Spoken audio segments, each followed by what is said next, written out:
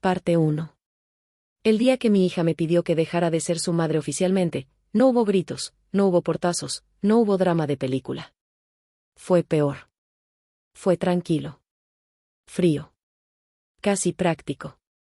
Como si me estuviera pidiendo que firmara un permiso escolar. Y creo que eso fue lo que más me rompió por dentro. Porque entendí que cuando alguien puede decir algo así sin temblar, es porque lleva tiempo sintiéndolo. Si me hubieran contado años antes que mi propia hija iba a querer borrar mi nombre de su vida para ponerse el de otra mujer con más dinero, no lo habría creído. Yo era de esas madres que pensaban que el vínculo lo podía todo. Que el esfuerzo, el desvelo, los años presentes, pesaban más que cualquier otra cosa. Me tomó mucho tiempo aceptar que no siempre es así. Yo la tuve joven. No fue un error, aunque mucha gente lo insinuó en su momento. Fue difícil, claro, pero también fue lo más real que había hecho en mi vida. Recuerdo su olor de bebé, sus manos apretando mi dedo, su forma de dormirse encima de mi pecho. Durante años fui su mundo completo. Y yo vivía para eso sin sentir que me perdía nada. Su padre y yo no duramos. La relación se desgastó rápido. No hubo una sola gran traición al inicio, fue más bien una suma de pequeñas decepciones, promesas flojas, ausencias disfrazadas de cansancio. Cuando nos separamos, yo pensé que lo más duro ya había pasado. No sabía que apenas estaba empezando la parte larga. La custodia fue compartida, pero en la práctica yo cargaba casi todo. Citas médicas, escuela, ropa, tareas, rutinas. Él era más bien el padre de fin de semana que llega con comida rápida y planes divertidos. No lo digo con odio, lo digo con hechos. Yo era la estructura, él, el descanso. A los niños eso les parece atractivo, aunque no lo digan. Durante un tiempo logramos una especie de equilibrio torcido pero funcional. Yo trabajaba mucho, ajustaba gastos, hacía malabares. No éramos ricos, pero nunca faltó lo necesario. Mi hija creció querida, cuidada, acompañada. Eso yo lo sé. Nadie puede convencerme de lo contrario. El cambio empezó cuando él rehizo su vida. Apareció una mujer nueva. Mucho dinero, mucho estilo, mucha seguridad. De esas personas que entran a un lugar y parece que todo se ordena alrededor. Casa grande, coche nuevo, viajes, ropa cara. El paquete completo. Yo al principio pensé que no importaba. Que una madrastra con recursos no borra a una madre presente. Otra vez, me equivoqué. Mi hija empezó a volver distinta de esas visitas. Comentarios sueltos primero. Comparaciones después. Que allá la comida era mejor. Que allá sí la escuchaban. Que allá hacían planes, de verdad. Yo trataba de no competir, de no hablar mal de nadie, de mantener el terreno limpio. Siempre creí que los hijos no deberían cargar guerras de adultos. Con el tiempo, la admiración se volvió preferencia. Prefería estar allá. Prefería sus reglas, su estilo, su forma de ver el mundo. Yo pasé de ser su base a ser su obligación. Y si has sido madre, sabes exactamente cómo se siente notar ese cambio aunque nadie lo diga en voz alta. Intenté acercarme más. Más tiempo juntas, más conversaciones, más presencia. A veces funcionaba un poco. Otras veces la sentía lejos incluso sentada frente a mí. Como si su cabeza ya viviera en otra casa. Lo que más me dolía no era que le gustara su nueva vida allá. Era que empezaba a mirarme como si yo fuera la versión inferior. La opción pequeña. La madre que no podía darle lo mismo. Nunca me lo dijo así en ese momento, pero se sentía en el ambiente. En los gestos. En la paciencia corta. Los problemas crecieron en silencio. No eran peleas enormes. Eran choques constantes. Desacuerdos, distancia, frialdad. Yo me repetía que era una etapa. Que la adolescencia trae muros. Que luego regresan. Me aferré a esa idea más de lo que debería. Hasta que llegó la conversación. Ese día se sentó frente a mí con una seguridad que no era propia de su edad. Traía el discurso armado. Ordenado. Como practicado. No fue una explosión emocional. Fue una propuesta. Y en pocos minutos puso sobre la mesa algo que ninguna madre está preparada para escuchar. Quería que renunciara a ser su madre, para que otra mujer pudiera ocupar legalmente mi lugar. Y lo peor no fue la petición. Fue que venía convencida. Parte 2. Cuando entendí exactamente lo que me estaba pidiendo, sentí algo muy raro, como si el ruido del mundo bajara de volumen. No fue un golpe inmediato de llanto ni un estallido de enojo. Fue más bien una especie de vacío limpio. Mi cabeza trataba de acomodar las palabras, pero no encontraba dónde ponerlas. No era un berrinche. No era un «me quiero ir a vivir con papá». Era mucho más lejos que eso. Lo que quería era que yo dejara de ser su madre en los papeles, en los derechos, en todo. Que la otra mujer, la esposa nueva de su padre, pudiera adoptarla oficialmente. Cambiar apellido. Cambiar vínculo. Cambiar raíz. La miré tratando de encontrar duda en su cara. No la había. Había seguridad. Y eso me dolió más que cualquier insulto. No te voy a repetir sus frases porque no trabajo esta historia con diálogos, pero el mensaje fue clarísimo. Allá tenía más oportunidades, más contactos, mejor vida, más futuro. Y yo, aunque me quisiera, era un límite. No lo dijo con crueldad directa, lo dijo con lógica fría. Como si estuviera explicando una decisión inteligente de carrera, no rompiendo a su madre por dentro. Me sorprendió lo preparada que estaba. Traía argumentos, ejemplos, comparaciones. Cosas que no son propias de una hija hablando sola. Se notaba la influencia. La guía. La idea sembrada y regada durante meses. Yo había imaginado muchas peleas posibles con mi hija adolescente. Horarios, permisos, estudios, amistades. Nunca imaginé tener que defender mi lugar como madre frente a una oferta mejorada. Lo más duro fue darme cuenta de que no estaba confundida. Estaba convencida de que eso era lo correcto para ella. Y cuando un hijo cree de verdad que algo es mejor sin ti, no hay discurso que compita con esa convicción. Intenté mantenerme entera. No llorar frente a ella. No suplicar.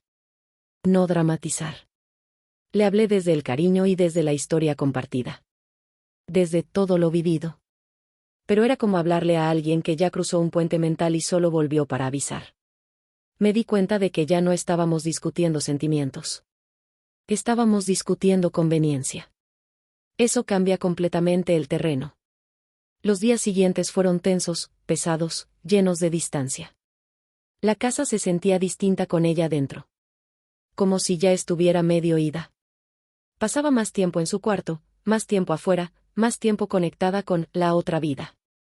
Yo caminaba con cuidado, como si cualquier palabra pudiera empujarla más lejos. Hablé con su padre.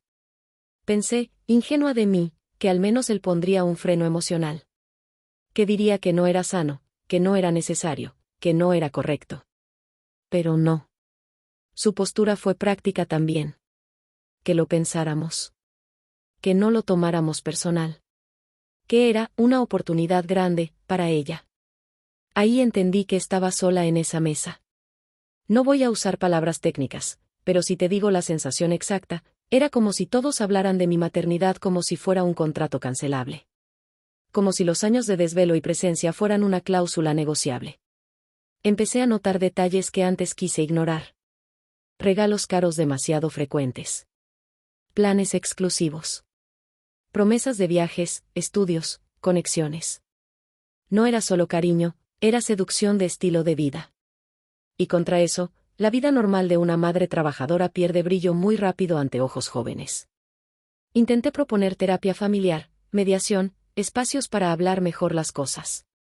Nadie mostró mucho interés real. Cuando una parte ya decidió, los puentes le parecen pérdida de tiempo.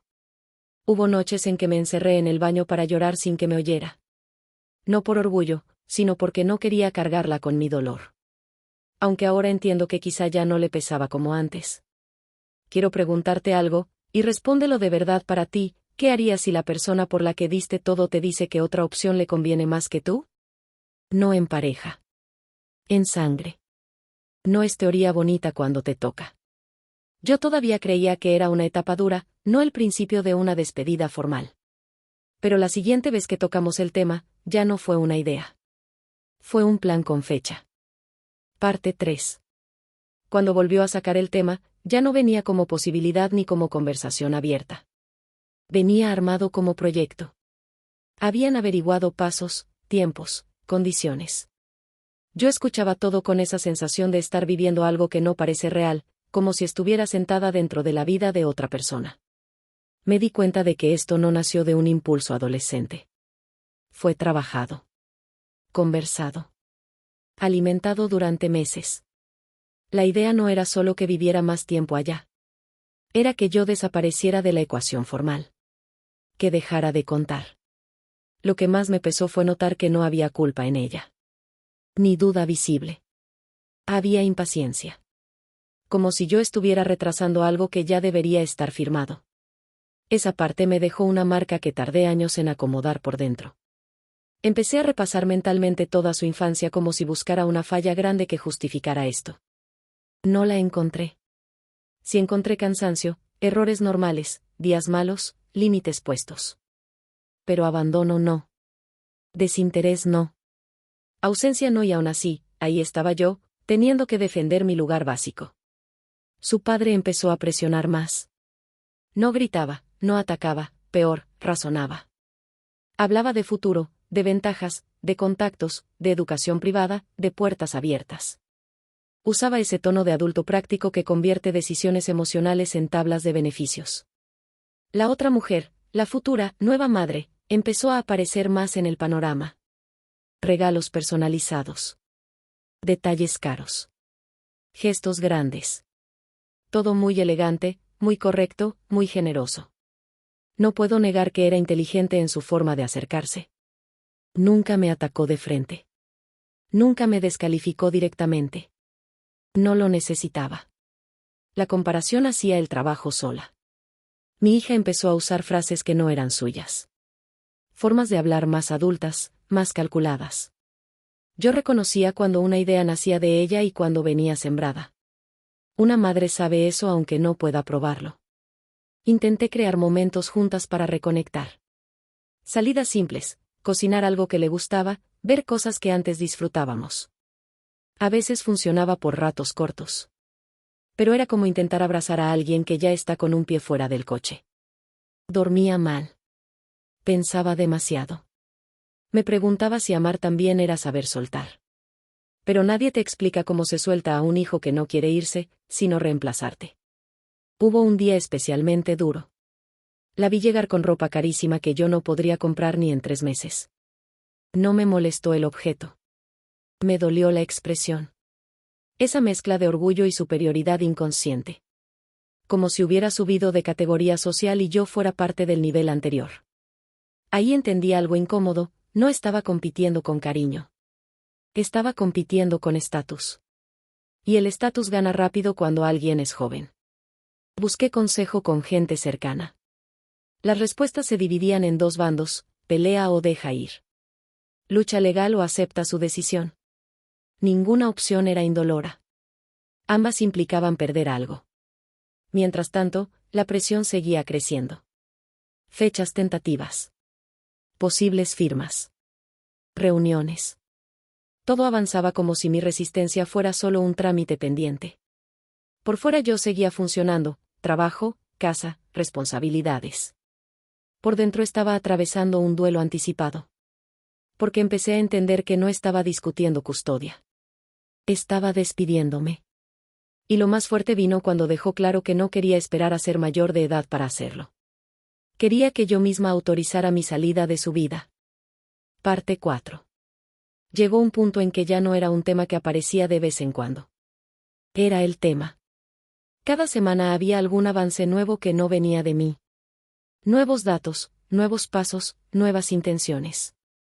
Yo me sentía como la última en enterarme de decisiones que afectaban directamente mi lugar como madre.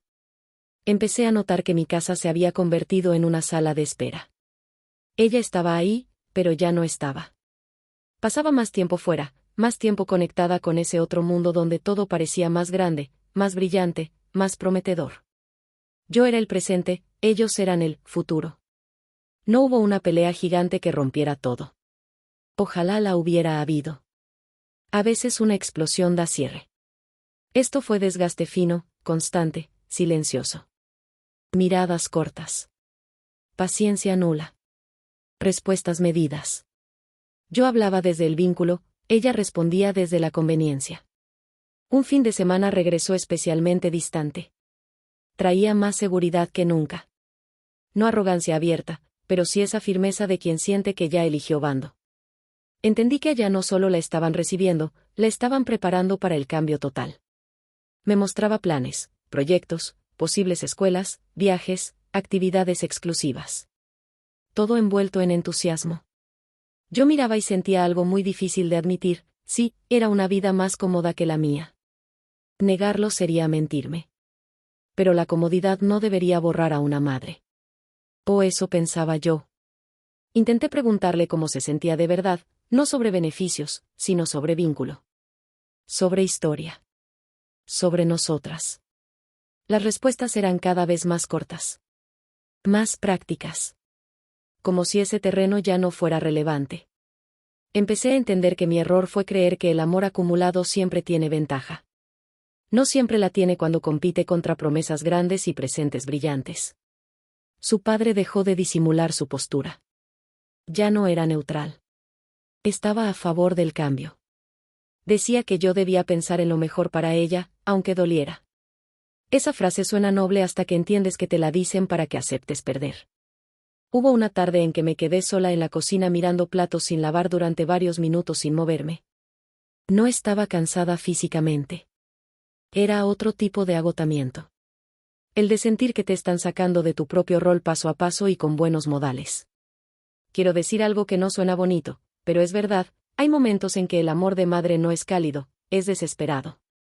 No porque quieras retener, sino porque sabes lo que se rompe si se corta ese lazo de golpe. Empecé a escribirle cartas que nunca le di. Para ordenar mi cabeza.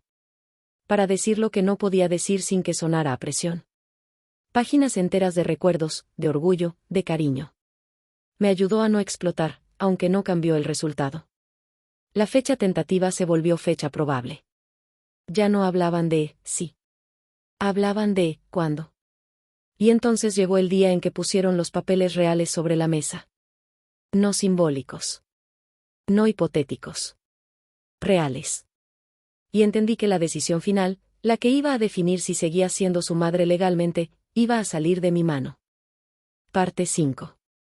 El día que tuve los papeles enfrente entendí que el dolor también puede ser silencioso. No hubo música triste ni escena dramática. Solo una mesa, carpetas, hojas ordenadas, y mi nombre donde debía firmar para dejar de ser su madre en términos oficiales. Verlo escrito fue distinto a escucharlo. Mucho más definitivo. Nadie me presionó con gritos. Fue peor, todo era correcto, amable, respetuoso. Ese tipo de ambiente donde, si te rompes, pareces tú la inestable. Me explicaron el proceso con tono calmado, como si fuera un trámite práctico. Yo asentía, pero por dentro sentía que estaba viendo mi vida desde afuera. La miré a ella. Tranquila. Convencida. Casi aliviada de que por fin estuviéramos ahí. No vi maldad. Y eso complicó más todo. Porque si hubiera visto crueldad abierta, habría sido más fácil resistirme. Pero lo que vi fue determinación joven mezclada con ilusión por otra vida. Pensé en sus primeros pasos. En las noches de fiebre. En los dibujos pegados en mi refrigerador. En las veces que se durmió en mi hombro en el coche. La mente hace cosas raras bajo presión, te proyecta toda la película justo cuando estás a punto de cerrar el libro. No firmé ese día. Pedí tiempo. No como estrategia, sino porque mi cuerpo no podía hacerlo todavía.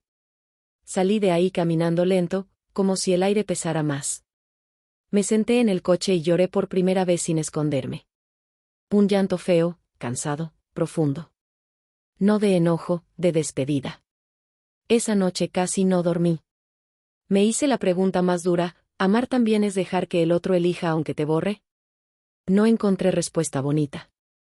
Solo una honesta, yo no podía obligarla a quedarse sin convertirme en algo que no quería ser. En los días siguientes intenté una última cosa. No negociación, no regateo, verdad. Le abrí mi historia completa como madre. Mis miedos, mis errores, mi amor. Sin culparla. Sin atacar a nadie. Solo poniendo el vínculo sobre la mesa, desnudo. Quería que, si se iba, lo hiciera sabiendo exactamente qué estaba dejando. Me escuchó. Con respeto, incluso con algo de emoción. Pero no cambió de decisión. Ahí supe que el resultado ya estaba escrito. Firmé días después. No voy a describir el momento como heroico ni como digno.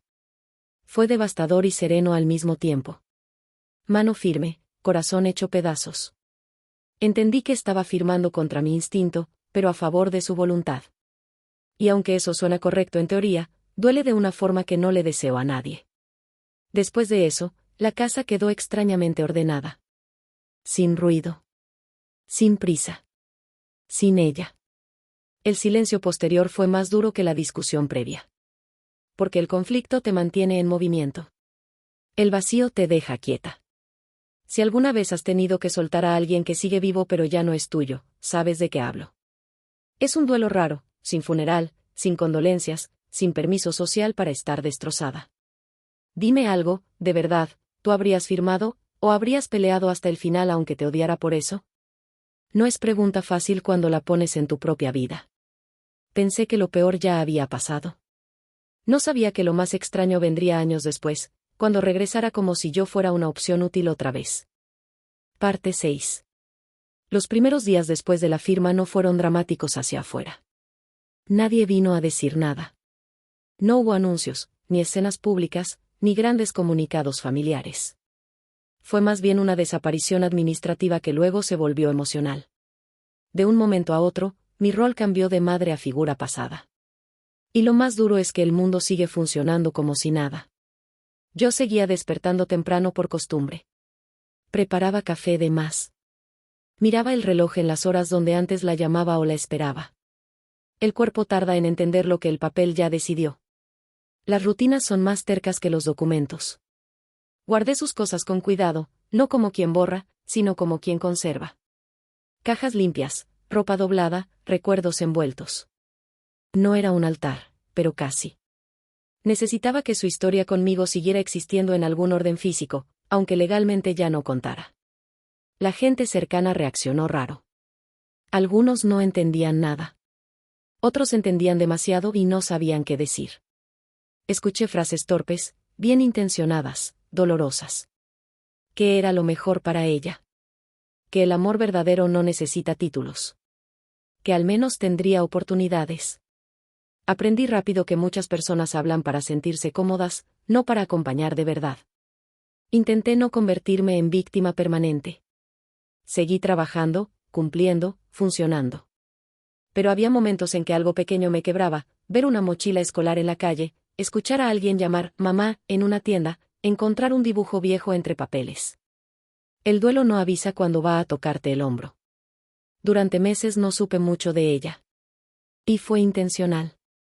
Entendí que si yo seguía intentando estar presente, solo iba a crear tensión innecesaria. Ella había elegido su nueva estructura. Yo no quería convertirme en la sombra incómoda rondando afuera. Me pregunté muchas veces si me recordaba. No como concepto, como sensación. Si alguna vez pensaba en mis abrazos, en mis cuidados, en mis chistes malos. No desde el orgullo, sino desde la conexión humana. Cuando alguien sale de tu vida de esa forma, la duda más cruel es si también saliste de su memoria emocional. El tiempo empezó a hacer lo que hace siempre, no cura, pero acomoda. El dolor dejó de ser punzada constante y se volvió peso de fondo.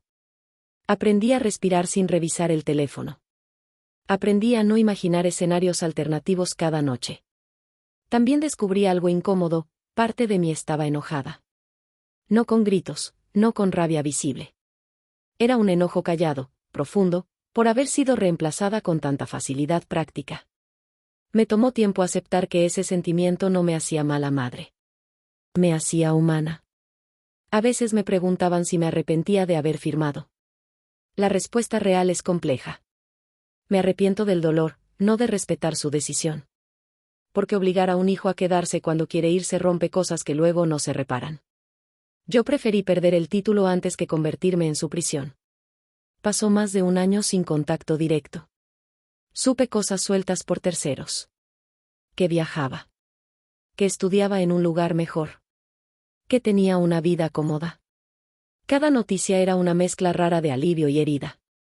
Me alegraba que estuviera bien, y al mismo tiempo confirmaba que yo no era necesaria para que lo estuviera.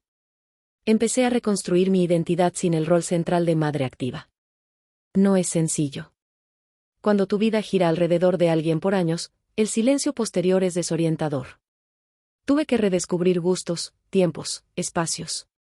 Fue un proceso lento y nada bonito, pero real. Pensé que la historia ya estaba cerrada. Que ese capítulo, aunque doloroso, había terminado definitivamente. Hasta que una noche, mucho tiempo después, su nombre apareció en mi pantalla. No como recuerdo. Como mensaje nuevo. Y no venía sola la noticia. Parte 7. Ver su nombre en la pantalla me dejó inmóvil varios segundos. No fue alegría inmediata ni enojo automático. Fue una descarga rara, como si el pasado hubiera tocado la puerta sin avisar. Durante más de un año no hubo mensajes, ni llamadas, ni intentos indirectos. Silencio completo. Y de pronto, ahí estaba. No abrí el mensaje enseguida. Lo miré como si fuera algo frágil que podía romperse si lo tocaba. El corazón me latía rápido, pero no de emoción bonita, de alerta. Hay vínculos que, cuando regresan después de romperse, no traen calma, traen preguntas. Cuando por fin lo abrí, el tono no era cercano. No era cálido. Era correcto. Medido. Casi formal. Me preguntaba cómo estaba y decía que necesitaba hablar conmigo. No había cariño explícito, pero tampoco frialdad dura. Era funcional. Eso me dio más nervios que si hubiera sido agresivo. Tardé en responder. No por estrategia, sino porque necesitaba ordenar lo que sentía. Una parte de mí quería correr a contestar. Otra parte quería proteger la cicatriz que tanto me costó cerrar. Aprendí en ese tiempo que sanar también implica poner límites, incluso cuando extrañas. Acepté hablar. No fue llamada. No fue videollamada.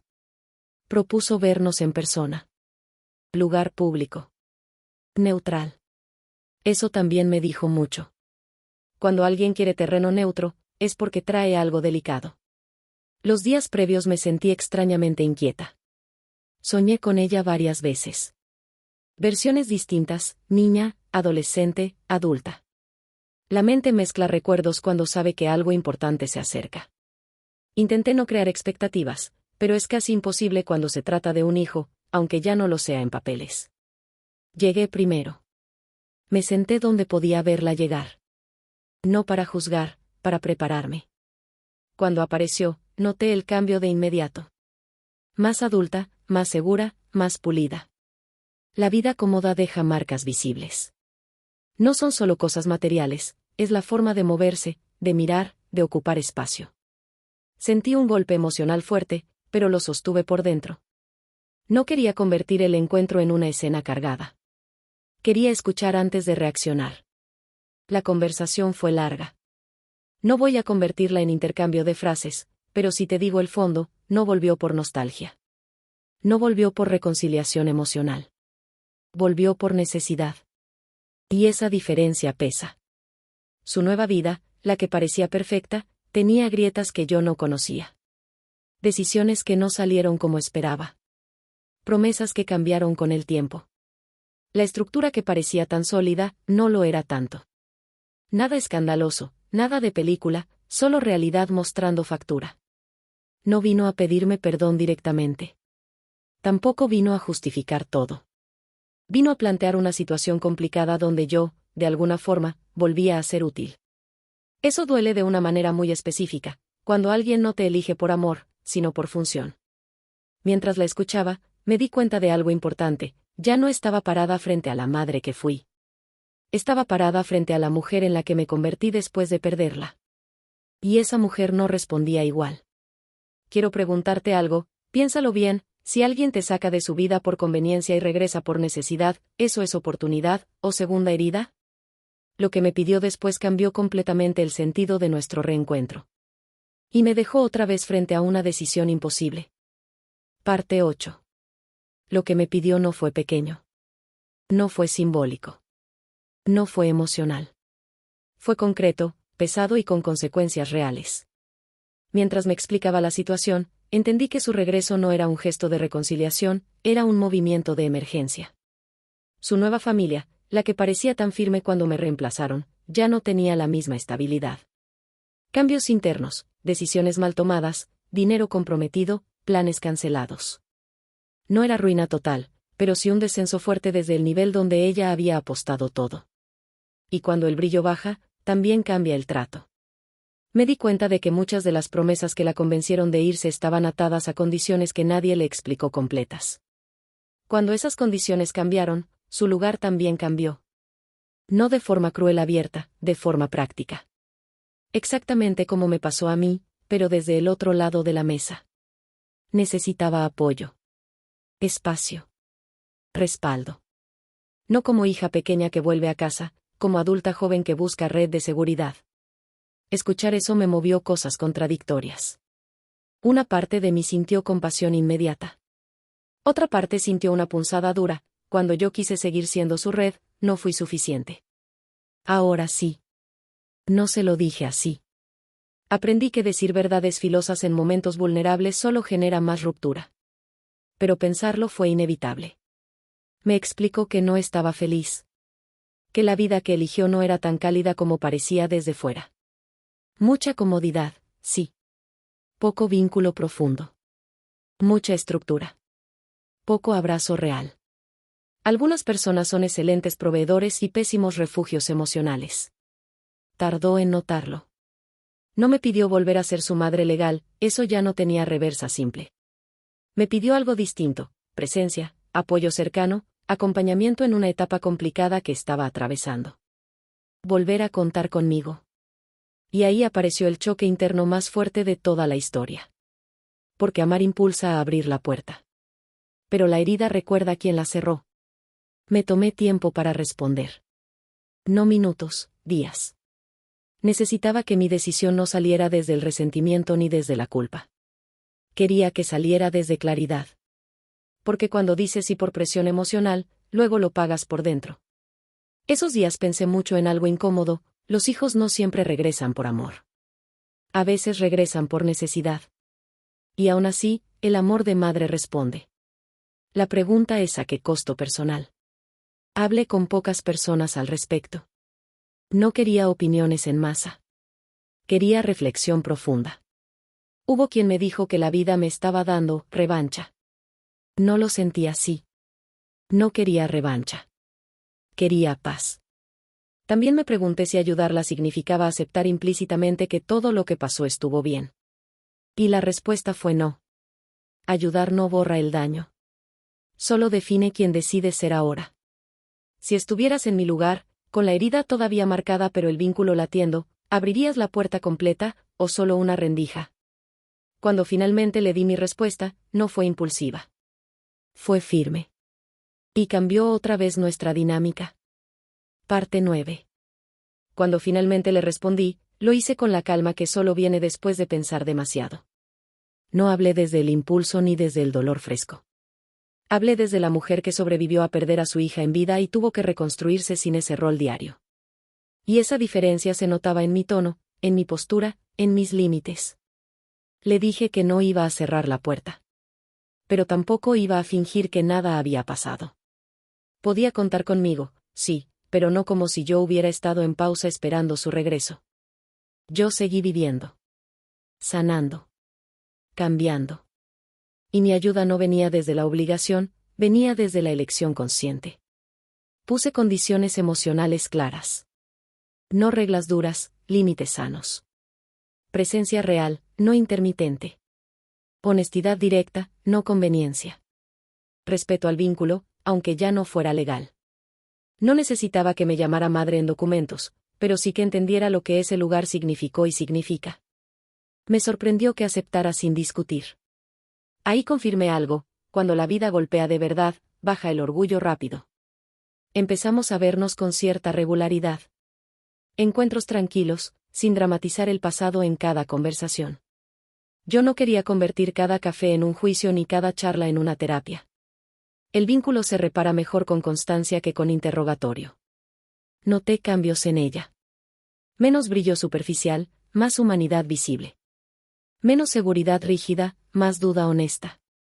La experiencia la había aterrizado. No la volvió débil, la volvió consciente. Y aunque suene duro, a veces hace falta caer de la promesa para entender el valor del cuidado simple. Hubo momentos incómodos, claro. Silencios pesados. Recuerdos que pasaban por la mesa sin que nadie los nombrara. Pero también hubo algo nuevo, elección mutua. Ya no estaba conmigo por custodia ni por obligación. Estaba porque decidió estar. Y eso tiene un peso distinto. No voy a mentir, algunas heridas se activaron en el proceso. Días en que regresaba a casa removida, con el pecho apretado. Ayudar a quien te rompió también remueve lo que cerraste. Pero esta vez yo tenía herramientas internas que antes no tenía. Ya no me deshacía por dentro. Un detalle me marcó mucho, empezó a preguntarme cosas personales. ¿Cómo estuve ese año? ¿Qué sentí? ¿Cómo seguí? No por curiosidad, por interés real. Era la primera vez en mucho tiempo que me miraba no como recurso, sino como persona. Eso abrió una puerta distinta. Si has llegado hasta aquí leyendo mi historia, quiero preguntarte algo, ¿crees que el perdón necesita olvido, o puede existir con memoria completa? Escríbelo en tu mente antes de seguir, porque la respuesta no es igual para todos. El vínculo empezó a reconstruirse, pero no como antes. Era otra versión. Más consciente. Más elegida. Menos automática. Y aunque nunca volvió a ser lo que fue en su infancia, tampoco quedó en ruinas. Pensé que ese sería el cierre natural. Pero todavía faltaba la conversación que puso nombre final a todo lo que pasó entre nosotras. Y no la inició ella. La inicié yo. Parte 10. La conversación final no salió de un impulso ni de un momento dramático. Salió de algo más simple, cansancio de dejar cosas importantes sin nombre. Habíamos avanzado bastante en esta nueva etapa, nos veíamos seguido, hablábamos con respeto, incluso con cierta cercanía renovada. Pero el pasado seguía sentado entre nosotras como un tercero silencioso. Y yo ya no quería seguir rodeándolo sin mirarlo de frente. La cité a comer en casa. No en un lugar neutro, no en un café, no en público. En mi casa. El mismo espacio donde creció, donde dejó marcas en la pared, donde aprendió a caminar, donde una vez decidió que ya no quería quedarse. Quería que la conversación tuviera raíz. Preparé todo sencillo. Sin gesto teatral. Sin ambiente cargado. Justo lo contrario, normalidad. Porque entendí algo con el tiempo, las charlas que cambian la vida no siempre vienen envueltas en tensión visible. A veces llegan con platos servidos y tono tranquilo. Hablamos primero de cosas cotidianas. Trabajo, planes, pendientes. Dejé que la atmósfera se relajara de verdad. No quería que sintiera una emboscada emocional. Cuando sentí el momento correcto, abrí el tema. Sin reproche. Sin acusación. Sin levantar la voz. Solo verdad ordenada. Le expliqué cómo viví yo todo el proceso. No el resumen, el fondo. Lo que fue despertar sin rol. Lo que fue firmar. Lo que fue el silencio posterior. Lo que fue reconstruirme sin el título que definió mi vida por años. No usé frases dramáticas. Usé hechos y sensaciones reales. Eso pesa más. Mientras hablaba, noté algo que antes no estaba, escucha completa. No defensiva. No impaciente. Presente. No le pedí disculpas por mis errores pasados, porque ya los había trabajado, pero sí los reconocí con claridad. Ninguna madre es perfecta. Yo tampoco lo fui. Pero también dejé claro algo que necesitaba decir en voz alta, no fui reemplazable emocionalmente, aunque hayan logrado reemplazarme en papeles. Ese punto era importante para mí. No para ganar, para cerrar. Ella también habló. Con más madurez de la que tenía cuando tomó la decisión. Admitió que confundió estabilidad con vínculo. Promesa con amor. Ventaja con pertenencia. No lo dijo como excusa, lo dijo como aprendizaje. Y escuchar eso no borró el pasado, pero sí cambió su peso. No hubo escena de llanto descontrolado. Hubo emoción contenida, ojos húmedos, silencios largos. A veces la sanación real es sobria, no escandalosa. Le dije algo que quiero dejar aquí porque puede servirte si alguna vez vives algo parecido, Ser madre no siempre es retener, a veces es dejar que el otro se equivoque sin cerrar la puerta del regreso. Pero dejar abierto no significa dejarte disponible para ser usada. Significa estar, con dignidad. También dejé claro que nuestra relación ya no iba a construirse desde deuda ni desde culpa. Iba a construirse, si ella quería, desde elección mutua adulta. Sin jerarquía automática. Sin obligación heredada. Vínculo elegido, no impuesto. Eso cambió la energía de todo. Con el tiempo, nuestra relación encontró una forma nueva. No idéntica a la de su infancia. No tan dependiente. Más consciente. Más conversada. Aprendimos a vernos como personas completas, no solo como roles. Nunca recuperé el título legal. Y, contra lo que muchos imaginarían, dejó de ser importante. Porque entendí algo que me costó años: los documentos definen responsabilidades, no la huella emocional real. Hoy tenemos contacto frecuente. Confianza. Respeto. Incluso cariño expresado, no automático, pero genuino. No borramos la historia dura. La integramos. Eso la volvió útil en lugar de tóxica. Si llegaste hasta aquí, te dejo la pregunta final, y quiero que la respondas de verdad en comentarios cuando el video salga. ¿El vínculo de sangre se rompe por decisión, o se transforma por experiencia? Mi respuesta después de vivirlo es esta: puede romperse el formato, pero si hubo amor real, el eco siempre encuentra camino de regreso. No igual. No intacto. Pero vivo. Y a veces, sorprendentemente, más honesto que antes.